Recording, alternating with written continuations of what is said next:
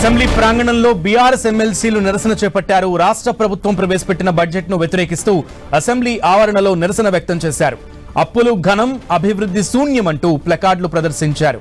కాంగ్రెస్ ప్రభుత్వం అధికారంలోకి వచ్చినట్టు తర్వాత ఏడాదిన్నరలోనే 1,58,000 కోట్ల రూపాయల అప్పులు చేసిన ప్రభుత్వం ఇప్పటి వరకు ఎన్ని పథకాలు అమలు చేసిందని ప్రశ్నించారు. ప్రభుత్వం చేసిన అప్పులపై శ్వేతపత్రం విడుదల చేయాలంటూ బీఆర్ఎస్ ఎమ్మెల్సీలు డిమాండ్ చేశారు. 1,58,000 కోట్లు ఎక్కడ పోయింది, ఏం చేసింది అనేటటువంటి ఎక్స్ప్లెనేషన్ అన్న ఇవ్వాలి.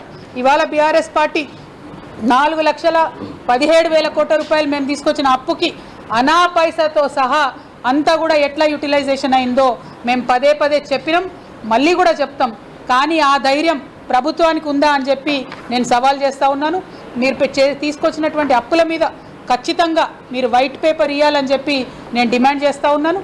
కేవలం బట్టగాల్సి మీదేసినట్టు ప్రజల దగ్గరకు పోయి ఎటుబడితట్టు 1,50,000 కోట్లు కేసీఆర్ తీసుకొచ్చిన అప్పులు కట్టినా అని చెప్తే మేము వింటూ ఊరుకోము, మిమ్మల్ని నిలదీస్తాం. మీరు బడ్జెట్ సాక్షిగా ఇవాళ సభలో మీరు తప్పు చెప్తున్నారని మేము నిరూపిస్తాం. మీకు ధైర్యం ఉంటే, మీరు నిజాయితీగా చెప్తున్నట్టయితే మీరు ఖచ్చితంగా వైట్ పేపర్ పెట్టాలని చెప్పి ప్రభుత్వాన్ని నేను డిమాండ్ చేస్తూ ఉన్నాను.